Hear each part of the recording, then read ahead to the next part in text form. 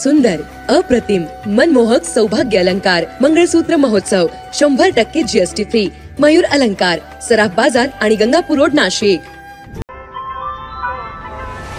ताज्या बातम्यांसाठी नाशिक न्यूजच्या YouTube चॅनलला सबस्क्राइब करा आणि बेल आयकॉनला प्रेस करा.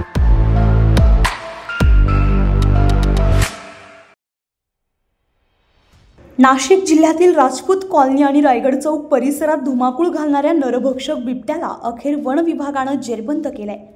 क्रमांक 4 असलेल्या या बिबट्यामुळे परिसरातील नागरिक आणि शेतकरी मोठ्या धोक्यात जगत होते. गेल्या काही दिवसांपासून शेतामध्ये काम करणारे शेतकरी बांधव तसेच रोजंदारीसाठी घराबाहेर पडणारे नागरिक या बिबट्याच्या सततच्या हालचालीमुळे भीतीच्या छायेत होते. अखेर वन विभागानं रेस्क्यू ऑपरेशन राबवत नरभक्षक बिबट्या क्रमांक 4 यशस्वीरित्या पकडलाय. या कारवाईमुळे नागरिकांनी सुटकेचा निश्वास सोडला असला तरी परिसरात अजूनही बिबटे असल्यानं धोका कायम असल्याची भावना लोकांमध्ये आहे. त्यामुळे उर्वरित नरभक्षक बिबटे तातडीने पकडावेत अशी मागणी शेतकरी आणि नागरिकांनी वन विभागाकडे केली आहे.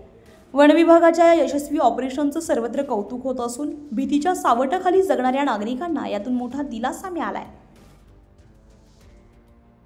सनी काळे, नाशिक न्यूज, नाशिक.